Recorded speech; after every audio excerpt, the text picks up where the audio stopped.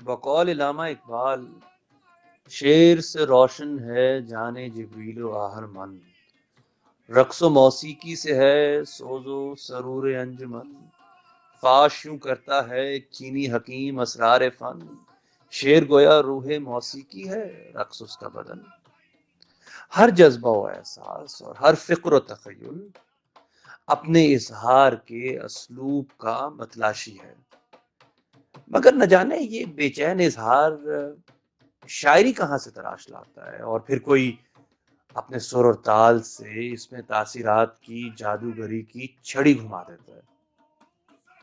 الفاظ اور ان کا اظہار اگر غصہ، مایوسی، امید، محبت وغیرہ انسانوں کو دے سکتے ہیں تو تاثیرات کیوں نہیں؟ ایسی رنگا رنگ کیفیات، رنگوں، ذوق، امتزاج اور کیف کا نام قوالی ہے، اس کارخانے کا نام قوالی ہے جو انسانوں میں تاثیرات بانٹتی ہے۔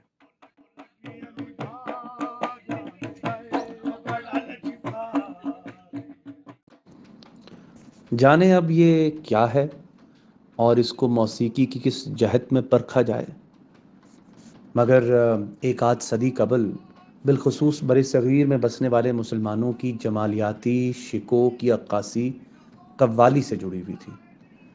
مرلی سے طبلے تک، سمپورن سے ٹھاٹھ کی وادیوں تک تصویریں ہی تصویریں ہیں، جذبات کی طغیانی اور احساسات کی روانی ہے۔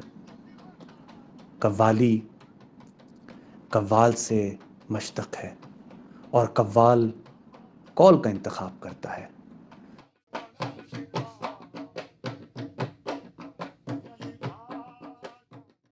قوالی یقیناً قول کے تکرار سے ہے، شاید اسی لیے اس کی ضرب لفظوں کو پرتاثیر بنا دیتی ہے۔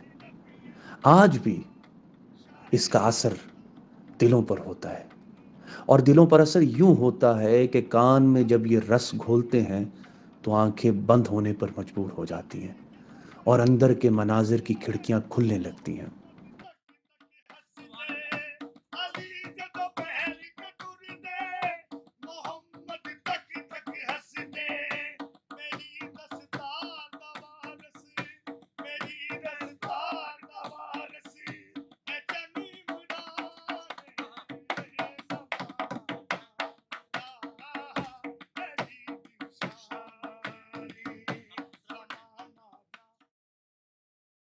اس بات میں بھی صحت اور وزن ہے کہ اب امیر خسرو والا رنگ نہ رہا، مگر رنگ پھیکا پڑنے کے باوجود بھی ایسی بو کلمونی اور نیرنگی رکھتا ہے کہ اس کے وارث جو مختلف قوال گھرانوں میں بستے ہیں وہ کہیں قول، کلبانہ، گل، جکڑ، ترانہ چھیڑ دیں تو من کے راز باہر آنے لگتے ہیں۔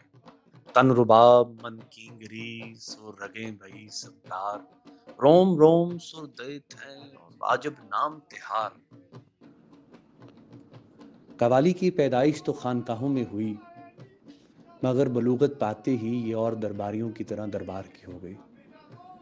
جانے یہ لوٹ کر واپس آئی کہ نہیں آئی، مگر اب بھی مقامی قوال جو آپ کو گلی محلوں میں، چوک چوباروں میں نظر آتے ہیں، وہ ڈھول پر، ڈھولکی پر اور اپنی آواز کی زور سے کچھ روزی روٹی کمانے کی کوشش کرتے ہیں۔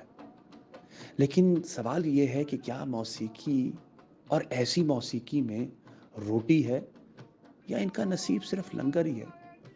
اٹ کھڑکے دکڑ بجے تتا ہووے چلا، آن فقیر کھا کھا جامن راضی ہووے بلا۔